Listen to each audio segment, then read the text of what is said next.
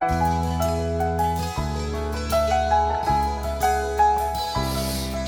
이제 9번째로 제가 이제 긴급복지에 대해서 얘기를 하려고 합니다. 긴급복지는 이론상으로는 위기 상황일 때 긴급복지를 받을 수가 있고, 가구소득 인정액이 기준 소득의 기준 중위소득의 75%, 여기서 말하는 소득 인정액이라기보다는 소득이에요. 소득이 75%. 그 다음에 재산은, 금융재산은 생계지원이나 이런 것은 500만 원, 주거지원은 700만 원 이하일 때 받을 수 있다. 그리고 통장에 뭐 큰 돈이 그렇게 700만 원, 뭐 500만 원 이렇게 큰 돈이 있으면 안 된다. 이제 이런 식으로 얘기를 해요. 그런데 제가 바로 이 긴급복지 수급자들을 심의하는 일을 제가 수년 동안 지금 하고 있어요. 그냥 혹시 주변에 뭐 예를 들면 사업에서 어려워졌다든지, 특히 요즘처럼 어려워진 사람들이 많잖아요.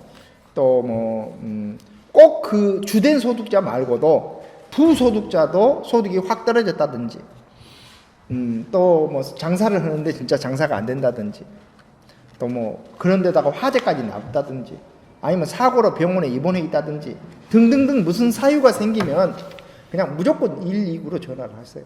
어쩐다고요? 119로 전화를 하세요. 무조건.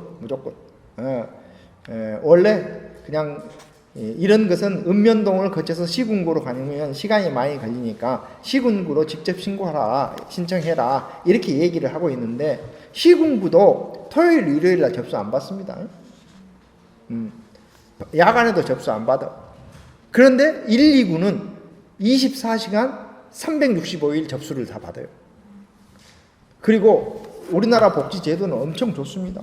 48시간 안에 줄지 말지를 결정을 하고, 주기로 결정했으면 24시간 안에 주는 것이 긴급복지예요. 사흘이면 닭상이에요. 기초생활 수급자 책정해갖고 돈 주는데 한 달 걸려요. 긴급복지는 어쩐다고요? 사흘이면 끝난다. 지금 전화하면 월요일이나 화요일날 지원 받을 수가 있습니다. 그러니까 결국은 신청해라. 위기 상황이 생기면, 도움이 필요하면 119로 신청해라.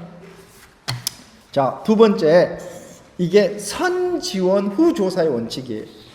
자, 긴급복지는 먼저 지원을 해주고 후에 조사를 해봤더만 안 도와줘도 될 것 같네요 하면 끊어보면 됩니다. 계속 도와줘야 될 것 같네요. 그러면 한 달 단위로 계속 지원을 해줍니다. 그러면 어떤 경우에 도와주느냐? 이제 말로는 소득이 그렇게 중단됐을 때, 소득이 많이 낮아졌을 때, 질병이나 사고가 생겼을 때, 화재가 생겼을 때, 이런 것도 많지만, 심지어 기초생활 수급자로 있다가 소득을 조사해봤더만 소득이 많이 나왔네. 그러면 기초생활 수급자에서 이제 안 되겠는데요. 할 때에도 긴급복지를 해줘요. 그리고 통장에 돈만 많지 않으면 일단 지원을 시작을 해주는 게 긴급복지입니다.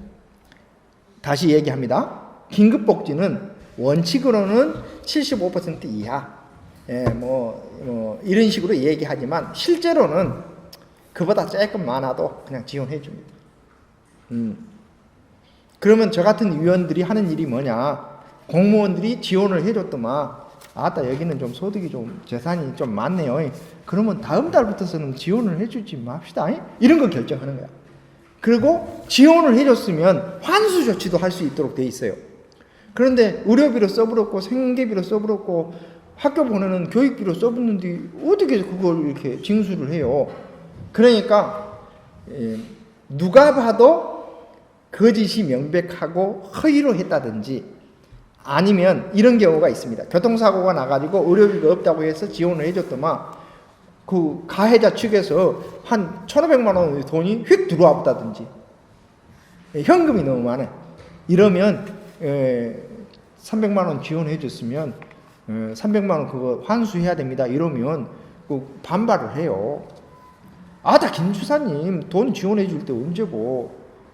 그러면 그래도 반타작은 합시다. 그러면 조금 그건 그렇고 글쎄 뭐 일부만 좀 더 깎아주면 안 돼요? 얼마 100만 원 정도는 낼 수가 있는데요. 100만 원 확실하죠? 그러면 100만 원 환수하기로 하고 약정을 다 해놓고 200만 원을 깎고 없앨까? 탄감 이런 것을 결정을 해요. 그러면 결국은 대개 한 100건 정도에서 70건 정도는 기준에 맞고 30건 정도는 기준에 살짝 벗어나고 그리고 환수 조치하는 경우는 100건 중에 한 건 될까 말까 해요. 그러니까 먼저 먹는 사람이 임자입니다. 그런데 문제는 연말 되면 돈이 쌓여 있어요. 다른 돈은 이 사람들이 계획에 의해서 돈을 쓰잖아요. 근데 긴급복지는 긴급하면 언제든지 줘야 되는 것으로 놔둬 돈을. 그리고 제일 만만한 것이 추경을 할 때 돈을 못 쓴 돈이 있잖아요. 그러면 위기 가정이 많아가지고 우리가 월동 준비를 하도록 하기 위해서 돈을 좀 남겨놨다 하면 의회 통과하기가 쉬워요. 그런데 돈을 설정해놨다가 돈을 못 쓰는 돈이 있잖아요. 그럼 왜 돈을 못 썼어? 이해되죠? 위기 가정 돕기 위해서 돈을 마련하는데 신청자가 없어서 지원을 못했습니다. 그러면 이 발굴을 좀 잘하지 이러고 넘어가 버려요. 그러니까 이게 마치 그 일종의 약간은 비상금적 성격이 있어요. 그래서 솔직하게 말해서 10월이나 11월쯤 되면 담당 공무원이 복지기관 같은 데에다 전화를 합니다. 혹시 좀 도와줄 만한 사람 없어? 돈을 빨리 써야 되니까. 그리고 이 돈을 몇 퍼센트를 썼냐고 하는 것이 그 일종의 실적 관리가 돼요. 쉽게 말해서 이 사각지대 해소를 위해서 얼마나 자치단체가 노력을 했느냐. 그러니까 어떨 때에는 제발 좀 누가 좀 신청해 도와달라고 좀 했으면 좋겠어. 그래서 제가 구청에 이런 보장위원회 위원장이기도 하고 한때는 제가 지역사회보장협의체 위원장이었었어요. 공동 위원장 있잖아요. 이럴 때 10월이나 11월쯤 되면 통반장님들 또 지역사회보장협의체 위원님들 다 모셔다 놓고 제가 이런 강의를 합니다. 웬만하면 달라보시죠. 웬만하면. 그리고 웬만하면 줍니다. 왜냐하면 이게 일시적으로 지원하는 것이기 때문에. 그리고 어떻게 보면 이게 송파 세모녀 사건이라든지 또 그런 사건들이 있잖아요. 이런 사건 때 나왔던 것이기 때문에 실제로 지금 영구임대 아파트나 도시의 그런 좀 허름한 주택가에서는 무연고 사망자들 돌아가신 지 이렇게 꽤 오래된 분들이 발견되는 사건들이 꽤 많습니다. 또 소리 소문도 없이 이렇게 돌아가시는 사건들 많아요. 그러면 사실 자치단체 장이나 의회 의원들이나 난감하거든. 그러니까 이제 어떻게 보면 이런 위기 상황일 때 누군가 좀 도와주는 사람이 있다 하는 것을 적극적으로 하려고 해요. 특히 서울이나 경기도는 기준이 훨씬 좋습니다. 예를 들면 경기도 같은 경우는 한 90% 이하라든지 서울도 85% 이하라든지 또 추가적으로 더 주는 것도 있어요. 그래서 일단은 신청을 하시라.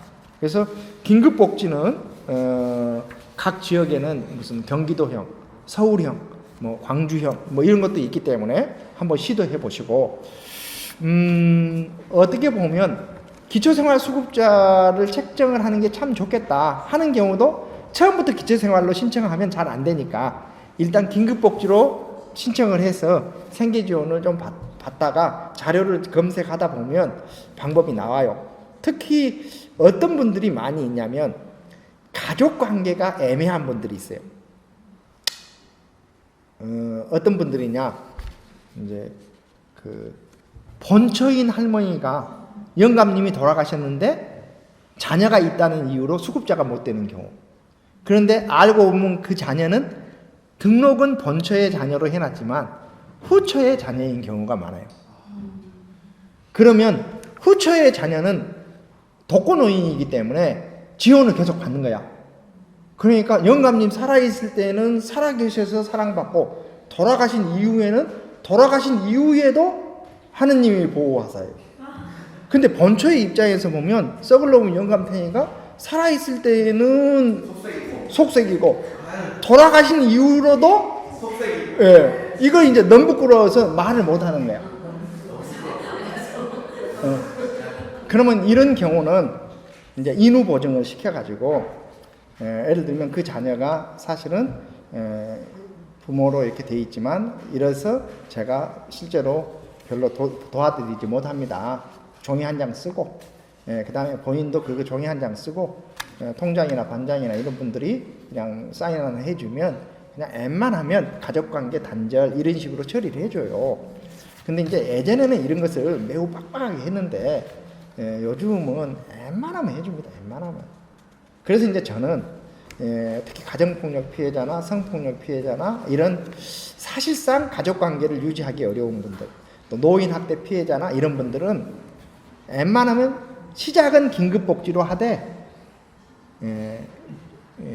생계급여는 쉽지 않으니까 주거급여라든지 이런 방식으로 해서 이제 방세라도 좀 지원을 받는다든지 조건부 수급자로 해준다든지 이런 방식으로 하면